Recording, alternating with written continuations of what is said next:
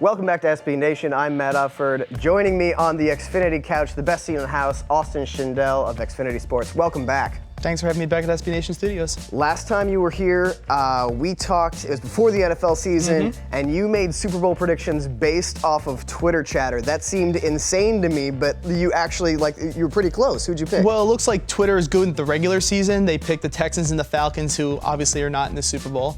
But obviously, Twitter has room to improve, as we see with their picks. But I was still very impressed with how well they did. They had fantastic regular season, and the Niners were a dark horse for them too. Exactly. I think they were one of the second or third favorite picks, but they were up there. Twitter hive mind, nice job. Now, you have had, for the last year, you won the Ultimate Sports Social Media Job Contest.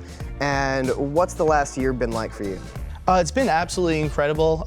One of the things I love is I've been able to cross a lot of things on my bucket list, go to Wrigley Field, go to the All-Star game, go to a prize fight. And it's just been really life-changing in the way that I see social media so differently now, and I see, what works, what doesn't, and how athletes just interact in the space. Yeah, you also went to Pacquiao Bradley, and what's that like to go from regular sports fan to now your job as this amazing level of access? Well, when you go there, you still sometimes have to take the opportunity to look around and see what's going on, and especially when the fighters are coming in, there's almost nothing like it when you see all the flags and everything like that. So the perspective changes a little bit, but at the same time, you have to remind yourself to be a fan while also remaining professional, of course. But it just gave me this new perspective on just how incredible these guys are being so close to them. All right, you've been running the @Xfinity Sports Twitter handle for a year now. Single best moment? Single best moment, UFC 148, I think was the best experience I had. Anderson Silva against Chael Sonnen seems like such a long time ago as this summer. But like I said, prize fights are incredible. Also Pacquiao Bradley, which was extremely controversial. Pacquiao Marquez, I don't think Pacquiao wants me at his fights anymore. I think he's happy that I'm done with this job. But and the MLB All-Star game, I saw Derek Jeter, my childhood hero, standing a couple feet from me, and it was just cool. It was incredible. All right, so what's in store? You're handing the reins over to whoever wins the contest next. What's in store for the next Xfinity Sports social media reporter?